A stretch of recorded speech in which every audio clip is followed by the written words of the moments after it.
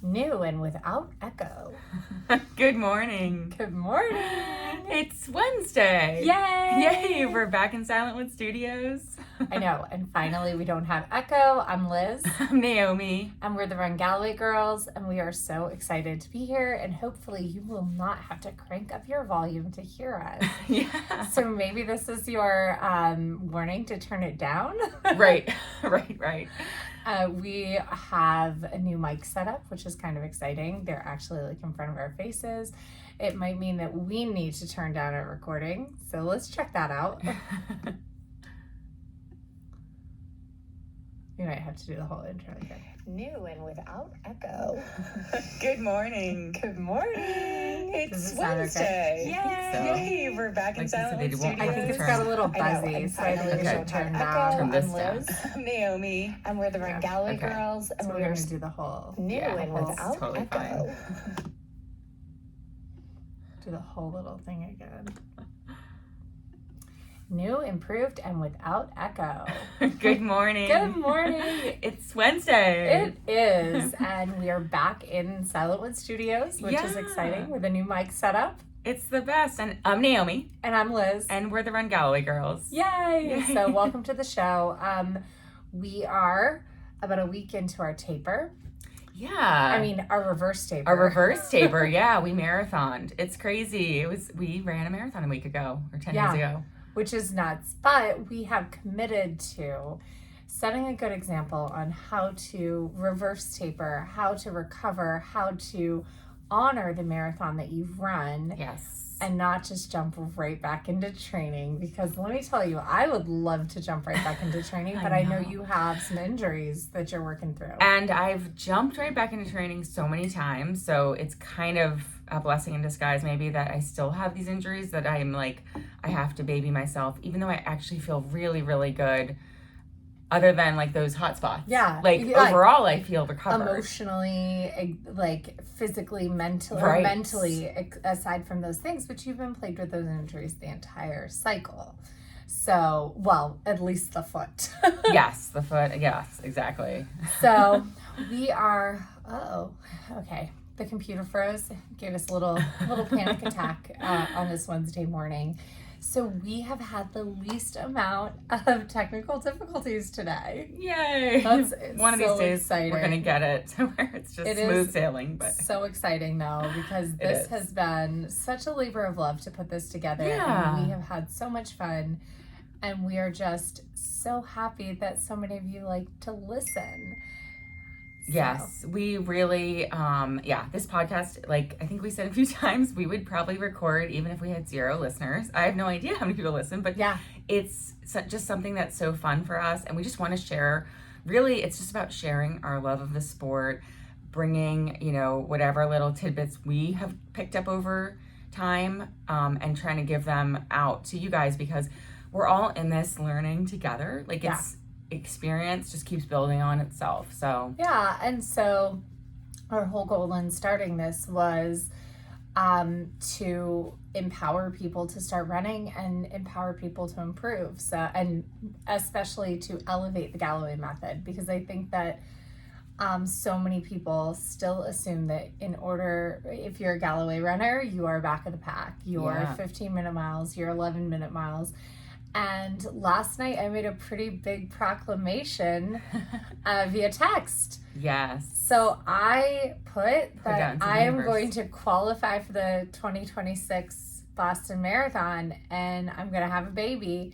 And then 6 to 9 months later, have my first BQ attempt. So Yeah, put it out into the universe. Yeah. And just like manifest that belief that, I can do this. yeah, I feel like, that's how you have to be in order to like go for big goals. You have to be able to like just kind of go put it out there and say, I'm gonna do this. well, I think mentally, the reason I can do that, and if we fall short on it, I'll still be okay, is going into this season, I put out like 340 after literally a year of no running. We should like one day like comb through my Garmin data. I literally had no running. Very, very minimal training to get to Boston in 2022. Right. And then I mean, 6 months And then dropped off again. Yeah. 6 months off after. And so I relied on my previous fitness to get me through Boston 2022. And then, but now was able to run Mountains to Beach so strong with 6 months of training. Like, okay, if I can just carry where I'm at right now forward, Right. then I think that there's definitely, I mean, 338 seems so possible, and that would be a BQ. Yeah. So, And especially in the 40 to 45 range. Right.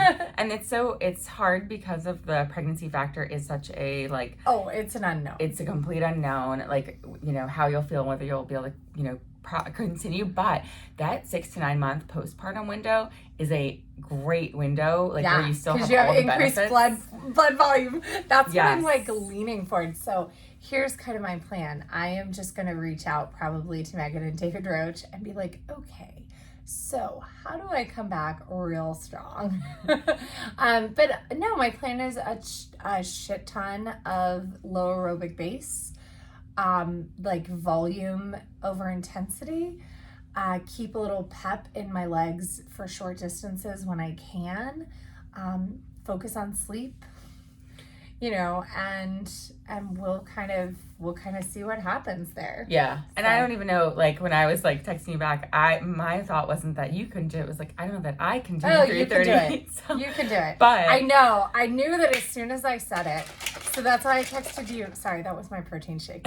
Shaking up. I texted your protein Naomi I texted that on a group chat, and then I texted her privately. I was like, we can do it. Don't worry. We can do it. It's so doable. We can do it. Because I have to, like, get my, like, little positivity into her head. Yes, and I do think that given what we did in this cycle and the fact that we ran like a whole lot of 30-30s and then those 40-20s for the middle section of this marathon, you know, I feel like if we could literally just stretch out to 60-30s, then there you have it. Like we will be so much faster if we can just, like, get our fitness to stretch it out. I know. I'm kind of thinking that 338 is going to be at the longest running interval would be 90-30s. Right. Like, that's kind of what I'm thinking. Or, you know, possibly a 60-20 or something like Right. that. Like, Right. I don't foresee doing a 3 and 30 to do No. this.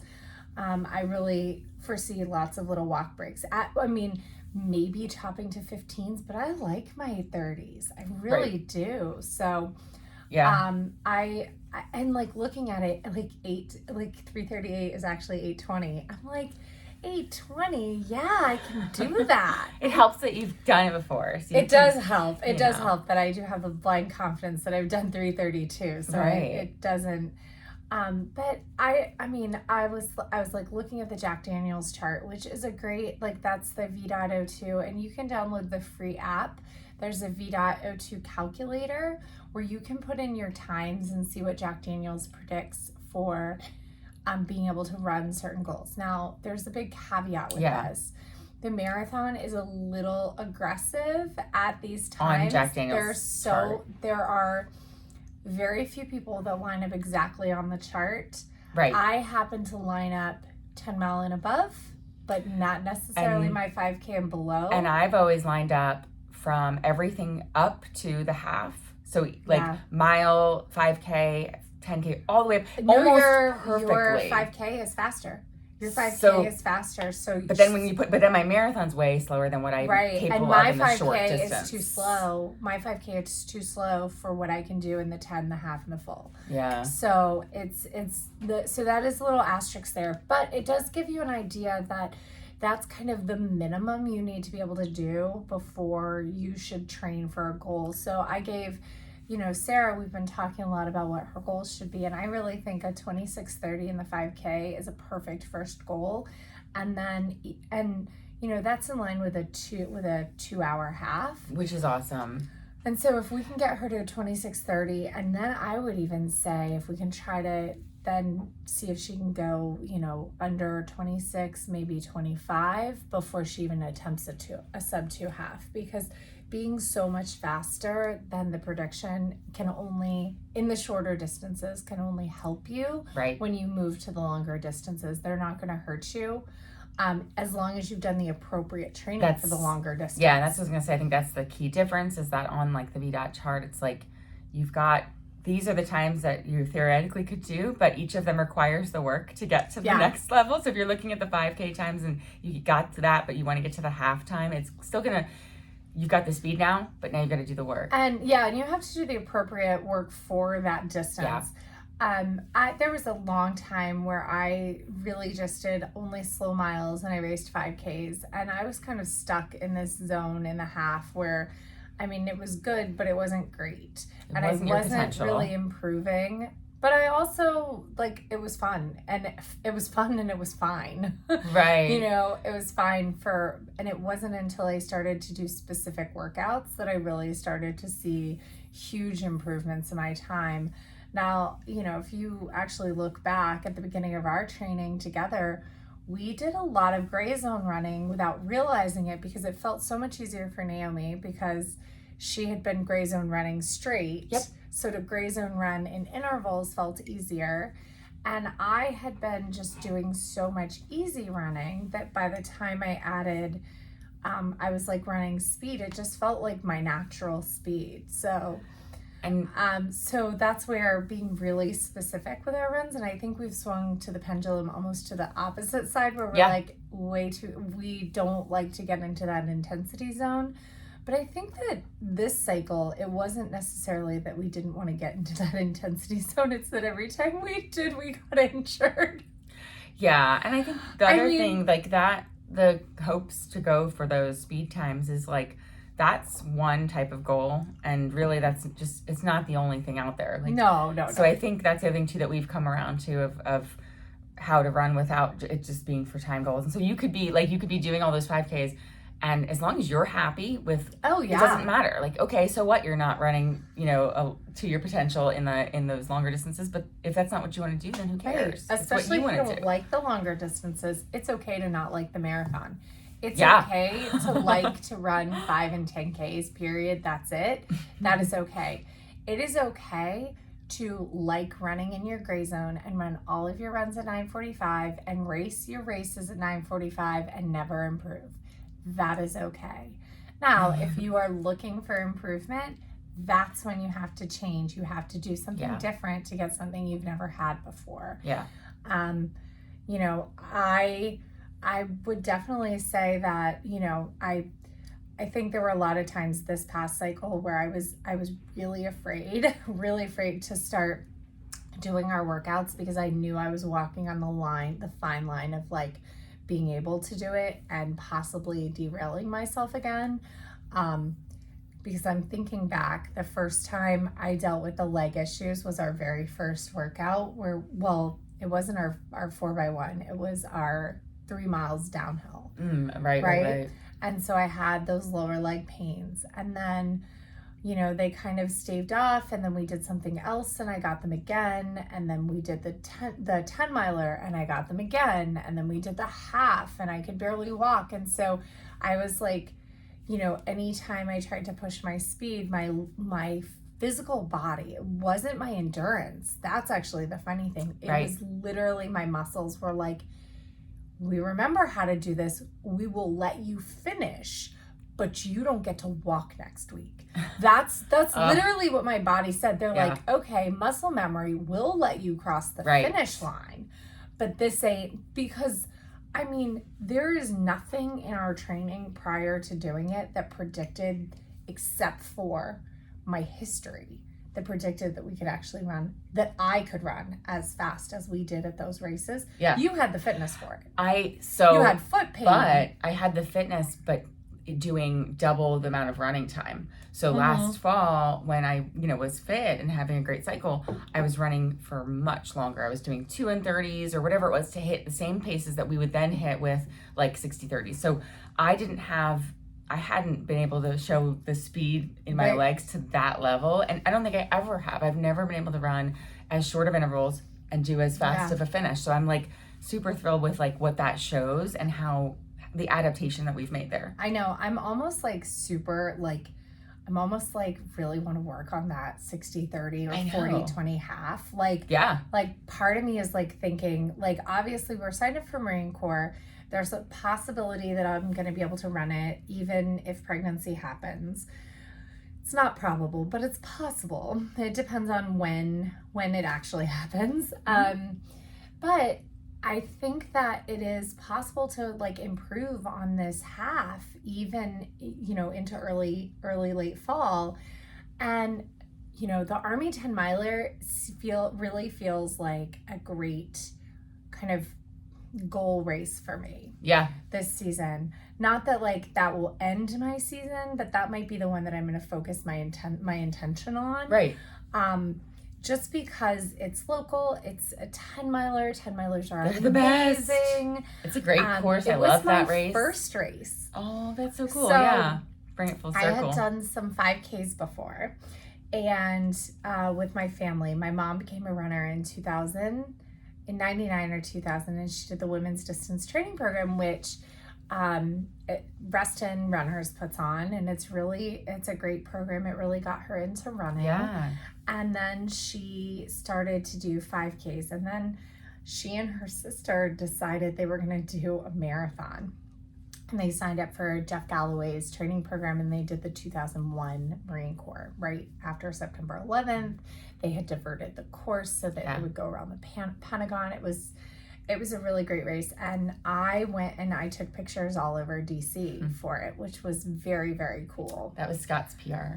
So you were there when he ran his 3:11 or whatever? That's crazy. I was up on the press bridge 2 hours after that. Yeah. I batted my little eyelashes out of Marine so that I could get on the finish line press bridge. Oh, that's so and cool. I took finisher pictures of my mom with my film camera. And in fact, I got a job working for a company that was taking finisher pictures because I could use an SLR. That's so cool. Yeah, so they're like, oh, you can use, I was like, oh yeah, I'm a photographer. I'm contracted with the local paper because I had sold pictures to the paper in high school one time. So I was like, oh yeah, I'm with the local paper. Of course. Do it once and you're whatever and it is, and then do it twice and you're an expert. Like there's exactly, and that's the philosophy I follow. And like blind confidence and nothing to back it up. That's and blind confidence that leads to success. That is my ADHD trait. But that's so cool. Yeah, and that's so. cool.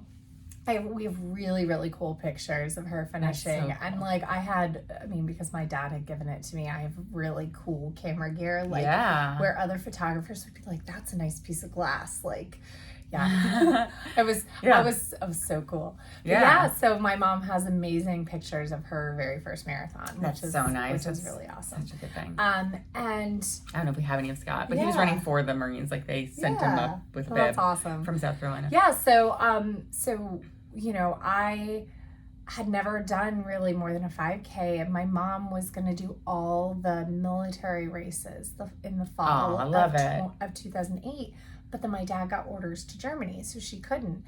Was it 2008? 2007.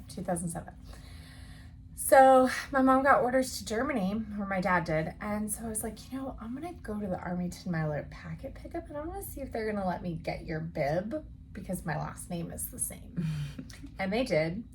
And I showed up to the Pentagon. I pinned the bib on, and I went back in the corral, and I found some woman who was walking the whole race.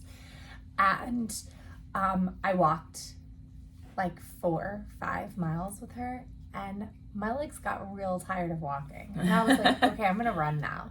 And I did like an hour 53 or something like that. Yeah. And I was like, I'm coming back and I'm going to do better next year. And so I signed up the following year, and I ran my first 10 miler, and I ran a 1:28.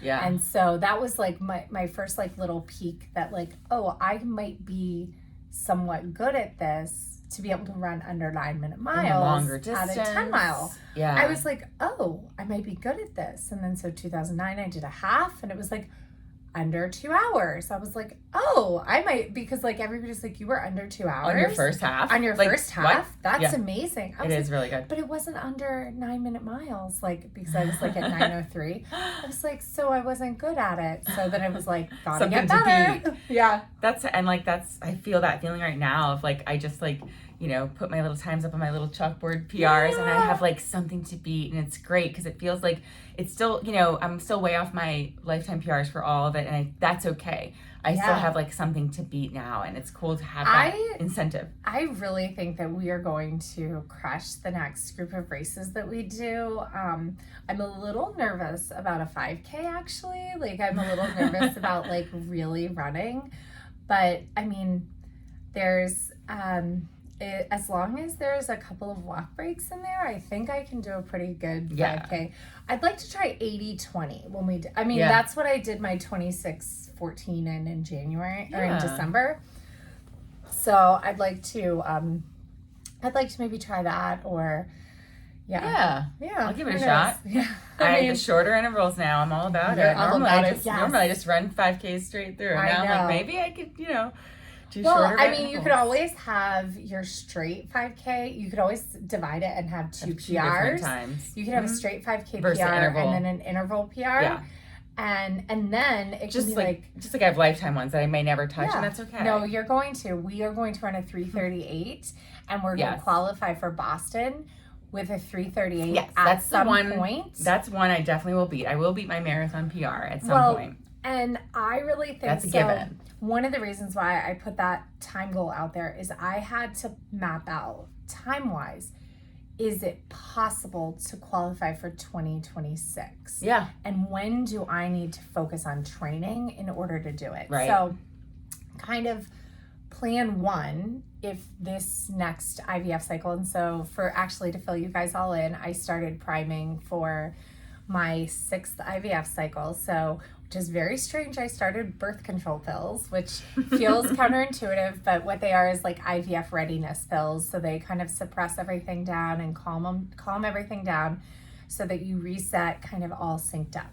There is a risk because I'm older and I have diminished ovarian reserve that it could suppress me too much, which could like delay it. Like it could make it to where it's not a good time to start, or I don't get any response. And I do have kind of a plan. If that happens, I'm going to ditch this cycle and push everything off a month. So we already have a plan in place for that.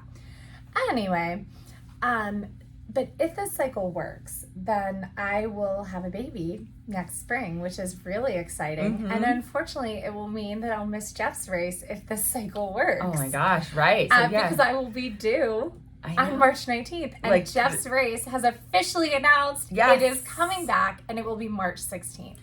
So March 16th is the Friday. I believe the actual half is on. So, of course, it's a race weekend. And hopefully, I'll definitely make it. But so I believe race day will be the 17th, St. Patrick's Day for the.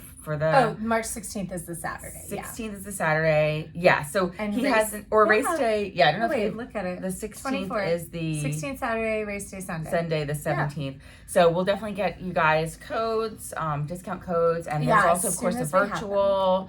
And hopefully I'll be able to go back down to Atlanta to run it. It was so fun, such a great weekend. And that will be my consolation prize if the cycle doesn't work, because then my next possible due date would be in May. So you could hopefully still potentially fly. 7 months, I could still travel down there and waddle my way through. Do the 5K at least, worst case. Yeah, waddle my way through, and maybe they'll let me announce.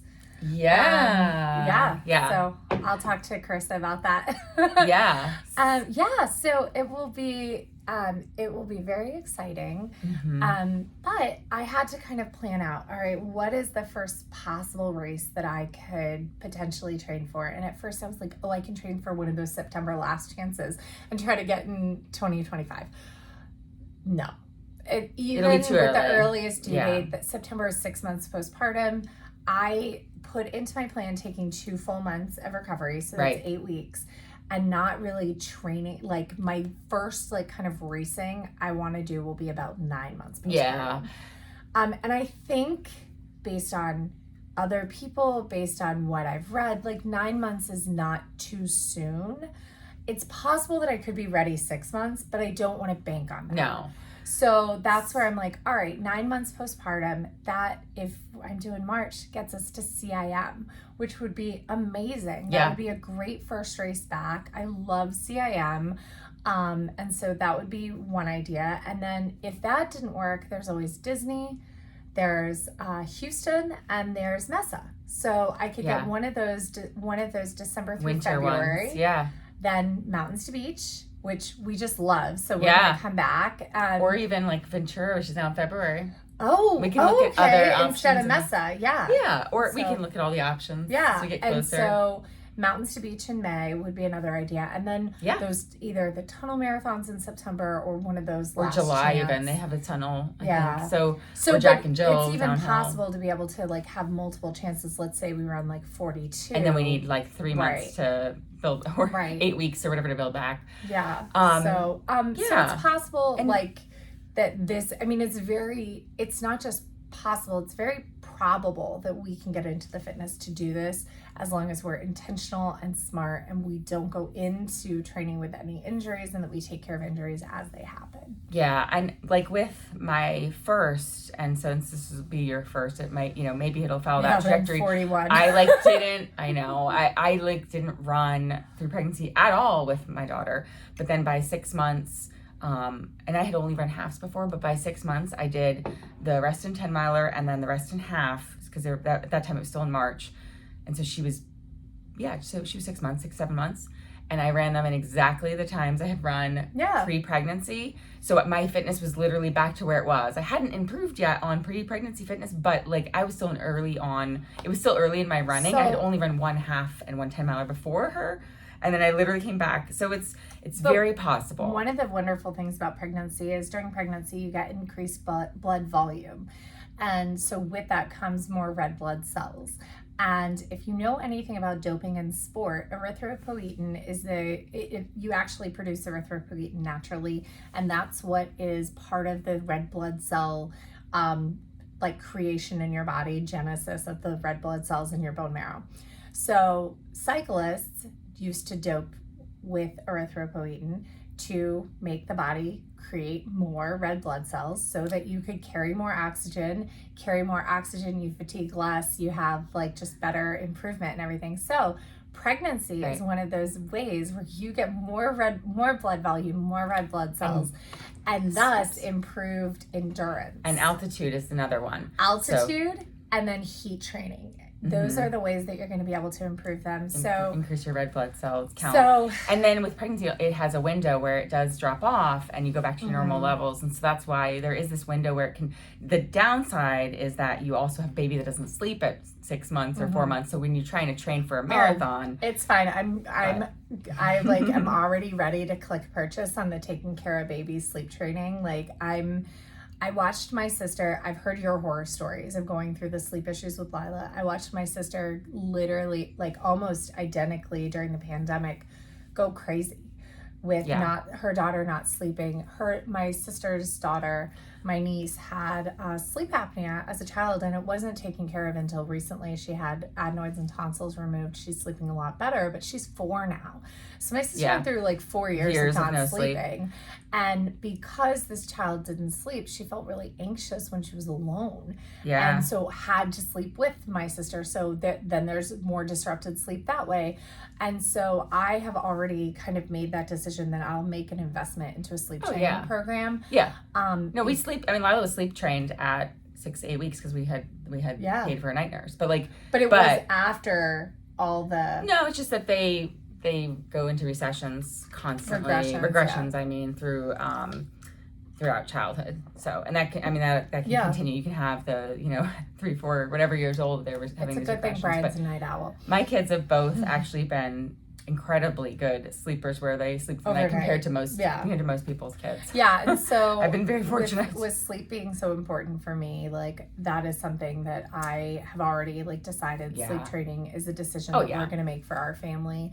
I don't know what that looks like as far as bassinet in the bedroom, a crib right away. I just don't know. I do know that because I work in childcare, I'm not going to be someone who's going to be staying home for 3 or 4 months. My child will come into childcare relatively soon after, I give birth, and not because I feel like I have to go back to work, but I just know that it will be good for them and good for me. Oh yeah, it even if definitely it's is. just part-time. Oh yeah, You know what I mean? You'll like just I probably, have, yeah. you know what it is? It's that It's I very have good the for you. privilege in working with childcare, and very, very often, like this is not something people think of, or an industry that people think of having a privilege in.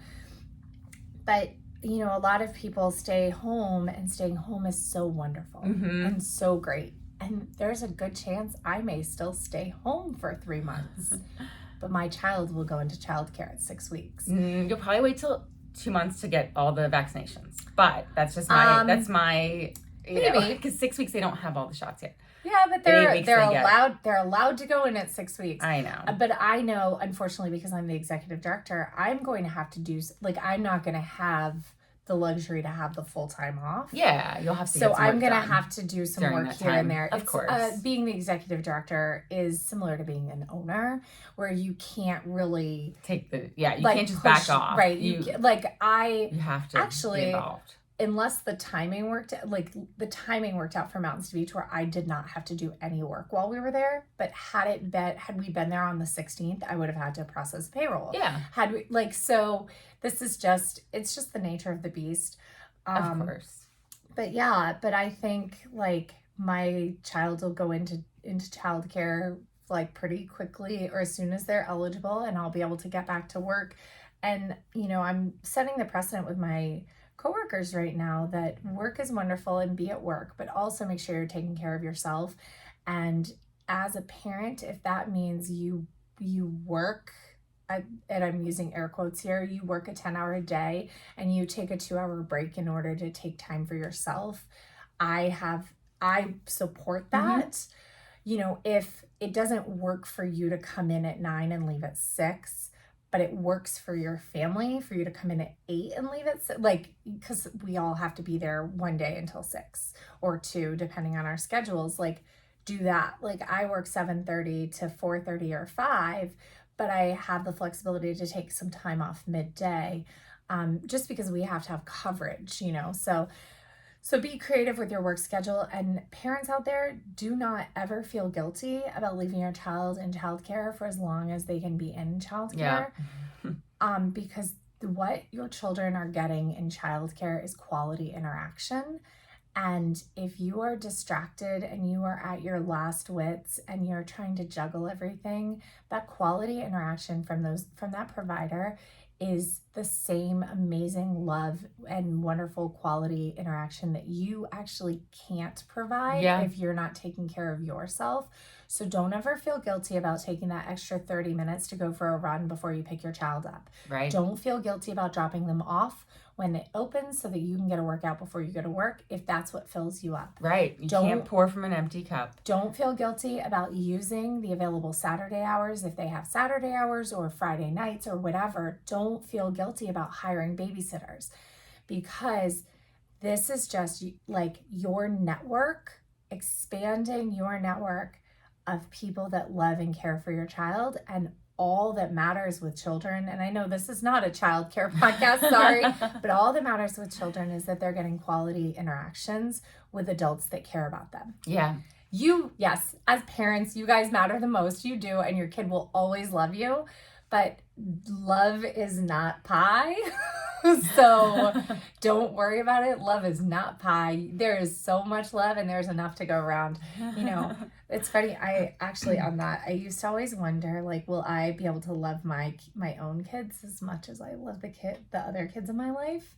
You know, like, I love Evie. She's my niece, and like, but I don't love her any less than I love Julian, right? But like my love for Evie doesn't take from Julian. My love for Julian doesn't take from Evie. Right. I just have enough. Yeah. You know? It can, there's more to go around. And then, with your own kids, they will, of course, you will love them. Yeah. Maybe a tiny bit more than other people's kids. There is a factor there of having, it's biological, or it's the fact that you've raised them from that little, runt that comes out that you have like this complete, like, but you also like have the energy, like I have the energy with other kids and the patience with other kids that I might not have with my own With your own, because you spend all that time, you have all the difficult moments too. So yeah, I'm hoping that I have the patience that I have. Well, no, actually I hope that I have more patience with my kids than some kids, and some behaviors just really get to me. Great. It's funny. It's the behaviors I did myself that really Oh yeah, it really is. And I see it in your own kids. I have to take like a deep breath and like be like, they're really struggling right now. I know. And I almost have to be like, what would help me? And then sometimes I have to remember like nothing would have helped me at that time. Right. So that's sometimes really it's tough. a lot of times I just do the, I'm like, okay, this is the moment that she needs me more, when I'm feeling like totally irritated with some behavior, and it's like, so a lot of times it's just the hug, like you bring them in with a hug and that can bring it down and help them out. Sometimes it doesn't, but I saw it yesterday when like she was panicking, and then when I got there and she was crying, and like we had a hard afternoon yesterday, and like she was crying at her after school program, and like I saw it, and that's how I would be. I would get over emotional and be crying. We actually talked about this before the podcast. And it ties, I won't share the whole story, but it ties into ADHD and perceptions. And one of the things that's really, really tough is there are ways when you have ADHD, whether you know it or not as a child, there are things that become truths about yourself because of the way people treat you. And it's completely unfair. And so we have to like lift the stigma off of this. There was an incident that happened that adults told Lila something and Lila just believed it. Yeah. And it was not her fault at all, but because of how she'd been treated over and over and over, she immediately assumed it was her fault. She had made a mistake and she had to suffer the consequences. Mm-hmm. And that's something that we as adults have to be very, very careful when we're working with children. We have to believe children. Right. Yeah, and they internalize like over and over, like so that like you said, they internalize that they're the one in the wrong, and so it is really hard if you're kind of always the child that's doing something bad or wrong, and then you just figure, well, I guess I did the bad thing again here in this situation. We actually stopped talking about bad behavior or undesirable behavior and good behavior. We call it mistaken behavior, just mistakes, because everybody makes mistakes. Nobody's perfect. I gotta work it again and again till I get it right. Hannah Montana, anyone? But everybody makes mistakes. Everybody has those days. But when we think about it, when we reframe it as it's a mistake, and we allow children to communicate and ask questions and feel comfortable, and as adults, we also don't feel attacked, because so many times as adults, we can feel attacked when somebody questions us. So anyway, that was a long tangent. I don't even know what we were talking about. I know. Well, we should get back to our topic this week. You know what though? But we should share. We had an awesome lunch the other day with Elizabeth Clore. Yes. The author of Boston Bound. Yes. And I think she agreed to come on our podcast, which is super exciting. Yeah, I really want to, get all of the inside information on how she became. She like in her book, she struggled for 7 years to Boston qualify, and now she Boston qualifies like it's nothing. Like she's so fast, and her title of her book, it's not like Boston Bound. She made it to Boston, and now she's bound to get there. It's Boston Bound. She was like tied up, like chained up, to a goal that she couldn't hit. And so it's so exciting to, I am so excited to get the book and read through, and I'm so excited to have her on. She's also local to us, which is great. Yeah, so and we meet up for runs sometime. Yeah, what's so cool is I actually saw her in the airport coming back from CIM, and I was too nervous to say hello, because I was like, but she's a big deal. Yeah, I know. And now I'm like, oh, she's just a wonderful, lovely person that probably would have loved to say hello to me in the airport. She would have. Getting on the same flight from CIM. Aww. Well, it's like Ash waiting for us and looking for us after Mountains Beach. It's so crazy. So here's your tip then. When you see someone that you recognize from Instagram, even if you don't know them, go up and say hello. I act a little weird and Hi. Even though I'm super outgoing as a person, so just keep pushing. Be like, be like, hi, Liz. I follow you on Instagram. Like, I follow you, Naomi. I'm really excited to meet you. My name is this, and then like that'll like because like sometimes people will just be like, hi, and I'll be like, I don't know who you are. Please explain it. And yeah, like basically, especially in the running We're community, just all normal people. It's like these running celebrities that we've like met and come into contact with. They're always the nicest people, and so don't assume that they are like gonna not want to talk to you. I don't know. Every famous runner we've met has been like the nicest person. And even though we don't have a ton of followers, but thank you. You guys are our followers, and we love you. Yeah. Everyone that puts themselves out there for running and for helping the community, we're all doing this because we love it and we want to connect. We're not doing it because we want attention. We just want to connect. We want to connect with people. We want to help people. Like, that's why I'm a coach. That's why I do what I do. I love connection. I build community. So. Yeah. That's one of my 3 words for 2023, which is why it was perfect to start the podcast. So you know how you did like pick the words out of the scramble, and my words that came up were connection, change, and I don't know, power or something. But connection was like, I was like, oh, if we start a podcast, that's a way to connect. I love that. That's really awesome. Yeah, connection is huge.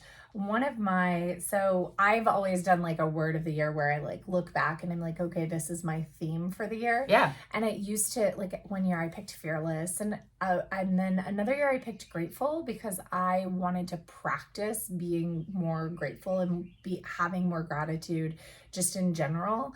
And I realized that whatever you practice and whatever you focus on, you get more of. Yeah. So whether or not you embody it at the moment does not matter.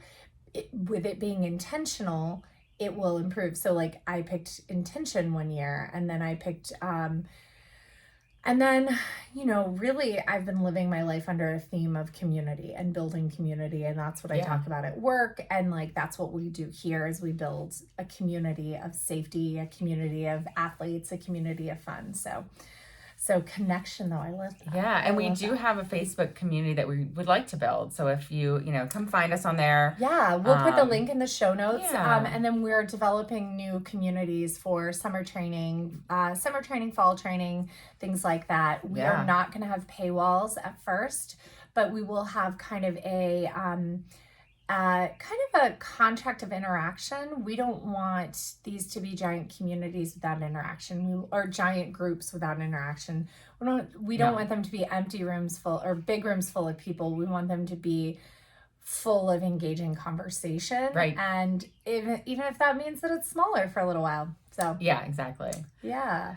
So I speaking of like Ash and finding us, which was so sweet. I messaged Kendall or posted somewhere. I was like, oh, we should like all do a race together. We could be the double twins, do a double twins race. Ash is trying to get me to do princess, but I think I will be too pregnant. I mean, maybe I won't be, but I mean, maybe I will be. Who knows? I mean, maybe it could be my last race. Penny is starting to get her wrap it up look, or maybe we'll take a dog pause. But yeah, we should talk a little bit about reverse tapering. Like we're doing this 26 day. So literally, so the reverse taper, you come off of a race and you either had an awesome day or you had a terrible day, and you either want to get right back into training so you can build on that, or you want to get right back into training because you want revenge. And so the idea is that for each mile that you raced, you should be taking a day of rest or active recovery. And we posted an awesome little, thing about what is active recovery versus, what are the different ways you can recover. So we made the commitment, and we kind of said it on here, that we were going to do our full 26 days, which is 1 mile per mile raced, or 1 day per mile raced. But it doesn't mean that we're taking 26 days off. No. So we are doing, so we did 7 to 10 days of resting, and we rested really for 6. we did do a 5K to get a badge, but we did 15:30s. It was pretty easy. It's like a 35-minute. It was yeah, great. if Naomi hadn't had the quad issue, and I almost think that maybe the trigger point exacerbated it a little bit yeah, post race, but it allowed you to be able to run. So we got our 5K badge, but we did mostly rest for 6 days. Then I bought a bike, which Megan and David actually just had on their podcast, like, if go you buy don't a have bike. Go buy a bike. And yes, do it. I'm going to share with you kind of a story about, like, buy the most expensive bike that you can afford versus trying to cheap out on a bike. It is going to ride a lot smoother, and it's going to feel a lot nicer to ride. And I have, like, kind of 2 examples of this. Last summer, I bought an entry-level mountain bike, and it was fine. But as soon as I got on the next level up with a slightly different geometry, my mountain bike riding changed entirely. Now, we've been able to retrofit the bike that I bought to have very similar geometry now, but it took more than the cost of the next level bike. Ouch. Or at least the same amount. Thank goodness I've got a friend who's a bike mechanic. He's working on getting his bike mechanic certification, and he's like a gearhead. Mahesh, hey Mahesh, if you're listening, he's amazing, and so he works on our bikes for us. So now I have 2 mountain bikes, which is great, because he lent me his daughter's, which is the one that has, like, amazing geometry, and I just love to ride. And I haven't ridden my new one, or mine that I bought last year, since he tuned it up. But anyway, so that was, like, a mistake that I made last year. And then this year I tuned up my road bike, which it actually was doing just fine. The braking was a little off, and I think that I would have been fine riding it the whole time. Yeah. The braking was a little off, and a couple of the gears felt like they were a little slippy, so probably just needed a new chain. Anyway, we stopped at the Bike Lane, which is the bike store right by us, to buy gloves. And I was like, you know what? I'm just going to buy a bike. So I dropped almost $4,000 on a bike, and I am so happy about it. So go buy a bike. You don't have to spend $4,000, but definitely I would say to get a quality bike, you're going to look at about $1,500. Yeah. It is expensive. Brian has kind of, and his points make sense to me. Don't buy a used bike unless you know the person, because you don't know possible crashes. Yep. And a lot of bikes have carbon pieces, and carbon can crack. And you just want to make sure you're on a safe bike. Yeah. So if you know the person, totally fine.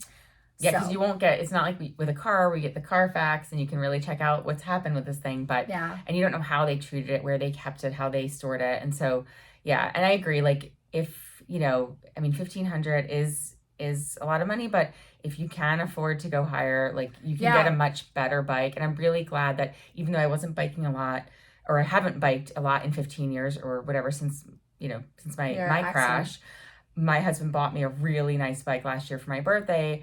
And I'm excited, and it was a great investment. I'm excited and it's the same bike that Liz just got, and I'm so excited to be able to have a really good bike versus, And what's exciting about the bike that we got, so we both have the Trek Timane, and its geometry is a little more upright than a traditional road bike. It's sort of in between a gravel bike and a road bike, which just the geometry has you sit up a little bit more. And so it can do a little bit, it can also handle some thicker tires. We have kind of the mid-level tires. It can handle slightly closer to gravel.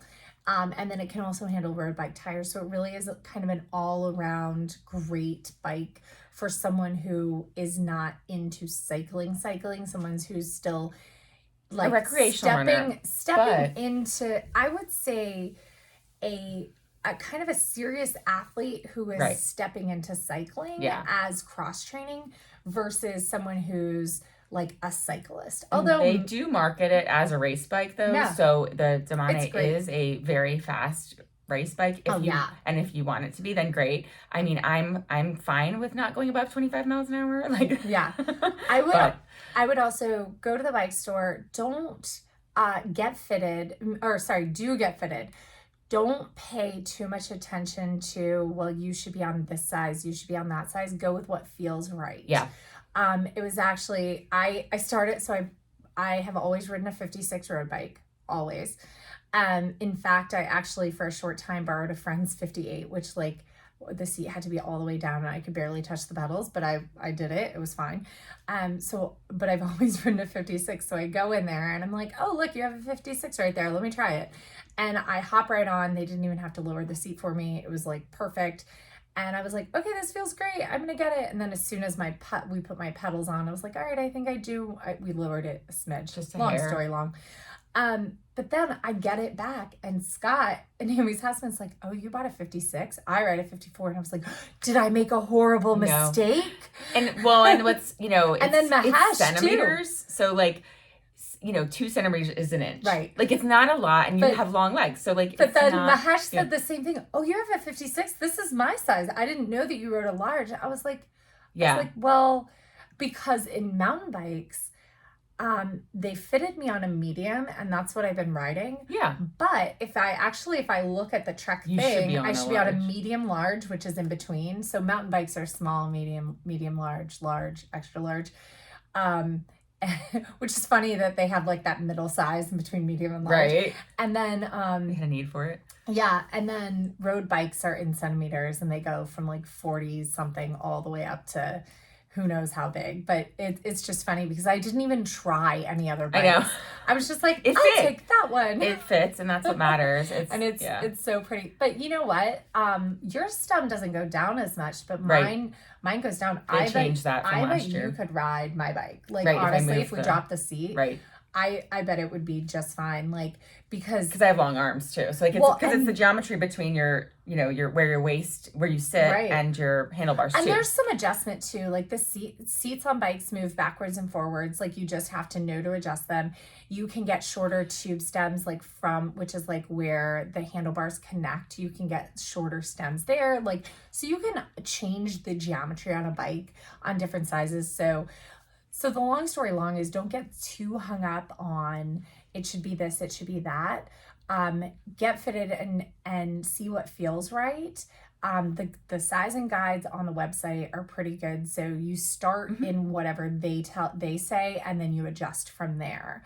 And sometimes if a size is on sale and you can get the fit right on the sale size, that's actually how I ended up with a 56. I went to REI. With your other bike. Yeah. I went to REI and they had an extra large, which is how they sized them, which is what I ended up getting, a women's extra large, and they had a women's extra small in the previous year's bike. Right. So they did offer me some money for my old bike. They offered me $20. Yeah, and I said, no. I'll keep it. It's a backup. Yeah, and like I have very similar thing where I bought, it was the prior year model. Mm-hmm. It was down to only $700, my one that I bought back in 2007, and it was a men's small maybe, whatever it was. It wasn't quite the right fit for me, but like it was only $700 and that was what I could afford in 2007. We should refit my old bike for your trainer. Well, my old bike is on my trainer. It's great. Oh, okay. You're fine with it. All right. Well, I might still need to get a Peloton. You should just get a my Peloton. old bike is on my trainer and it fits just fine. You should just get a Peloton because the Peloton is so fun to ride. I know. I have to figure out where I'd put it, or would I put my just trainer wherever your trainer away. is, and you just sell your trainer. You don't even need it. Well, anymore. we're not going to sell that trainer. Scott would go crazy. We can't sell a trainer like that. You can't sell a kinetic trainer. No. So back to biking as part of our active recovery and our like. Oh, but we downtime. did 40K. So we did. Actually, we did more than 40K. Yeah. You ended up doing 33 miles. I did 29, I think, on the day. And you had done 16 the day before. I did 16 the day before. Now, I have a kid's tandem bike, which is the best bike ever. Oh my gosh, it's amazing. The kid rides up front, and the kid can actually do all the pedaling, which is really cool. So I made my Enlist your 4-year-old. I made my poor 4-year-old niece pedal for like 35 seconds by herself, and that was the only time she whined. She said, Auntie, I need a break now. Poor girl. But it's awesome, and it's so upright, and I love the kids tandem. It's a company out of Boulder, Colorado makes them, and usually they sell them to like resorts and stuff. And of course my dad was like, I need this bike when my when my sister's oldest was young.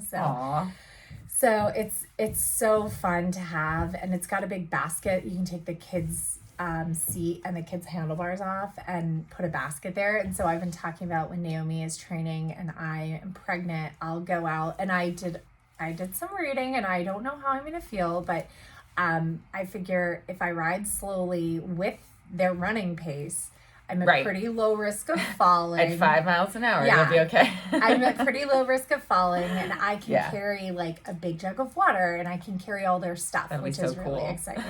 Oh, that's the thing I'm most excited about with stroller running, is to not have to carry a bottle. I know. I freaking love stroller running, and let me tell you, I am a beast at stroller running. I know. I love it. I'm like, let's go. It's great until you do it as much as I was doing it. Until you do 100 plus miles a month with it and injure yourself. So it is great, but when I saw Megan and David starting their stroller journey, and I was like, but I want to tell them like off. They're switching off. Yes. But they're starting with 16 milers, and like, be careful, guys. Yeah. But remember, 16 milers is like 8 miles for us, time wise. Yes. So that's true. All right. So 7 to 10 days of resting. That includes walks, but possibly very short runs, 15 to 20 minutes. And then 11 to 17 days, the focus is still on sleep, because sleep is the most important part of recovery. We're adding in short runs at this point. We did a 20-minute run plus a 30-minute walk yesterday. And then days 18 through 26, you can do more of the same, adding in those short runs, but now you can start to add in some longer runs, but like you're still not doing workouts. Workouts don't start until after that 26 days of recovery, and then you start back at the beginning of a plan. And Jeff's plans are really long. What I am going to do to mentally help us is I'm going to actually chop them up into a pre-race plan that's shorter, and then a race plan. So that it feels like we're starting over in the middle of them, because I do believe that you need 6 months to get to a goal race. But I think that being on the quote same plan for 6 months can be arduous. And so I'm going to kind of chop it up into like kind of 8-week segments. Like you have your base building segment, then you have your speed segment, and then you have your distance segment. Right. And because I feel like with us, we know that we've had good history of being able to hop in from going from like 6 miles and jumping right to 16. Right. Now that's just, or 8 miles or whatever, and jumping up to like 16. That's just not for everybody. It's maybe, it's not, if you're a novice, like don't just maybe jump up that high in distance, but it's worked for us in the past. And so we know that we can kind of have a base building and a speed part of it, where then we can jump into our longer distances. And one of my favorite 3-week cycle kind of plans is a 3-week cycle where you run 8, 12, 15, or 16. 8, 12, 16. And you cycle back. 8, 12, 16. And those are your long runs on the weekends, because at any point, if you're kind of doing that in a 3-week cycle, and you could even go 6, 8, 12, like each month, 6, 8, 12, 16, 6, 8, 12, 16. At any time, if you've done that the month before, you can jump into a marathon plan, because you're already at 16 base. And you're running so much slower than marathon distance. This is Galloway method. This is not, gray zone training. This is Galloway training. So if you're doing this 8, 12, 16 cycle, you're doing it really, everybody says 2+ minutes off your marathon pace, but we're really talking about 4 minutes off of our marathon pace. Like, that's really what we're talking about here. 11:30s, 12-minute miles, with our our current marathon pace being 9:30. Like, so if we're doing 11:30, that's 2 minutes. And if we're shooting for an 8:30 or an 8:20, we're doing 3 to 4 minutes off. So. And then with that by a bike, you're going to look at time-based to replace or to, so if you're doing that 8, 12, 15, and let's say your 12 is normally that would be a 2-hour and 15-minute run, you can look at that and switch it out for a 2-hour and 15-minute bike ride, which will get you your 40K badge. So, and then I would even say with biking, there's such a low risk of hurting yourself by biking, like, on the bike, that you can do low aerobic biking multiple days a week with your running plan. But just remember that biking is not rest, it is not recovery. So Yeah. you do need one full rest day a week where you're not biking and you're not running, and the only thing you're doing is maybe a short walk. Yeah. I mean, I'm still a proponent for 10,000 steps a day, even on a rest day. But if you are throwing a strength workout on a non-running day, that is not a rest day. Mhm. If you're throwing a 2-hour ride on a non-running day, that is not a rest day. If you're getting in the pool and swimming, like, again, yeah, it's not a rest day. It's not a rest day. I would say, though, it could be considered a rest day if your heart rate's low, you're only pulling, and you're less than 40 minutes. I could still call that a recovery day, because it's not really a workout. Because swimming can be so like relaxing. The same with like a very low, easy ride. Like, you know, like if it's I'm talking about like 30 to 40 minutes. Exactly. Right? Yeah. You kind of, once you cap it out at the time again too, I think is what's important. Yeah. So, and time-based training, maybe we should do a whole episode on time-based training. Yeah. And then we still have a whole episode on food and all of that to go into. But so just remember that when it comes to tapering, reverse tapering, and active recovery after your cycle, this is your goal race. You have to honor the whole cycle. Honor the whole cycle that you the race. trained. The entire cycle with 1 day per mile raced of reverse taper recovery. So that's why 5Ks, you can run them every other weekend because you only need 3 days to recover in theory. Right. Depending if you injure yourself. But yeah, so that's the main takeaway for it is like it's not just about race day. It's really about that cycle. You have to look at that whole entire cycle. So. And we've done this the wrong way before. Like we went right from, we did a 10-mile. Now, in the spring of 2017, we did a 10-mile training cycle. And during our first like trial race a month before our goal, or a month and a half before our goal race, we ended up getting our goal. and then blew the 10K or the 10 mile at the end, like our goal race, out of the water, like crushed it. Then we went right into, so that was April. May, we maybe were down a tiny bit, but like barely. Frederick, or the Fredericksburg, we did the double dog double. So no, we didn't take any downtime. And we've done it where after a marathon, 6 days later, I'm running, 8 miles again. Yeah. I've done it many times. And then we did Chicago, and then we paced and so 2017, we did double end of May. This was 2018 with the 10 miler and then double dog. We had done the double 2018 dog before too. Double dog double 2018, right into training for Chicago. Right into pacing, right into, we both did. I did Philly, you did CIM. Redemption races at the end of that cycle. Yep. And then we had December, we had to train up for Dopey, so no downtime. Yep. Then at Dopey, January, we are like, we're going to do Mountains to Beach. So we went right into Mountains to Beach training. I think we took maybe a week after Dopey. I think 2 weeks or 3 weeks after Dopey, we did 12 by 1 or 10 by 1 or something ridiculous. We jumped right 8 back by in. 1. Like, and it was great. I think we may have rested like a week after Dopey. I do remember taking some downtime, but it wasn't very long. It wasn't very long. And then by the time I did Grandma's in June, I was fully burnt out on training altogether. Like that's the other key is not just physically, but you're just gonna mentally at that time, I was coaching swimming, so June was really easy for me to like take some downtime in June while you were doing Grandma's. But I had massive FOMO. I wanted to go run Grandma's so bad, just because you were with Sherry and Carol Ann. And it would have been fun. Yeah. But so I had June off, but then I ran my highest mileage month ever that July. And then again in August. Yeah. And then again in September. Now you were pregnant at that point. But I mean, I went from being like someone who averaged 125 to 130 miles a month to someone who was averaging, 160 to 200. Right. So now I had a lot of success at that point. So that's where I'm like, I got to get some more time. The trial of miles. Yeah.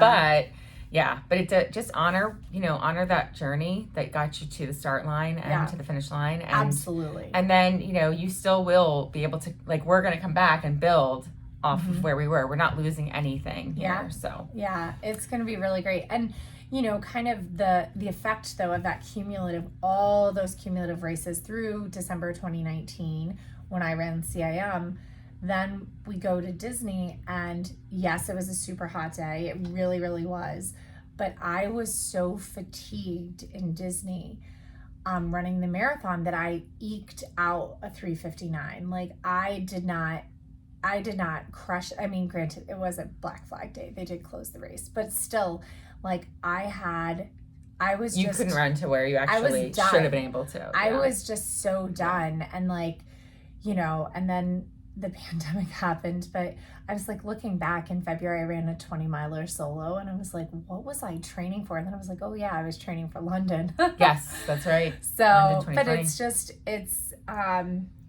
crazy how like my whole system was really like shot after that. And like maybe the pandemic played a role in it too, but I think really you would have like, if it weren't for the pandemic, you may have crashed either way. Like your body may have crashed. Absolutely. At that point. Absolutely, because you've got to have rest and recovery. And especially as we get older, so we're definitely going to have to talk to.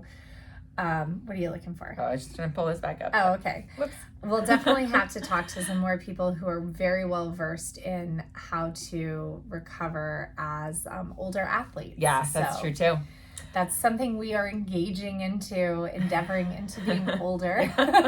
Yep. With Naomi's birthday Faster as a master. Yeah, my goodness. Yeah, she's going to be 40. Can you believe it? It's so exciting. It's exciting. So we'll be back in the same age group. Yep. We only have 1 year when we're not in the same 1 year every 4 years. Right. Where we have age group. Right. All right. So, well, we better wrap it up there. And thank you guys so much for joining us. And sorry there was such a long chat about parenting, but hopefully I'll have some amazing, exciting announcements to make in later this summer. But as for now, I'll keep taking my birth control to try to get pregnant. That's right. All right. Thanks. Have a great day, everybody. Bye. Bye.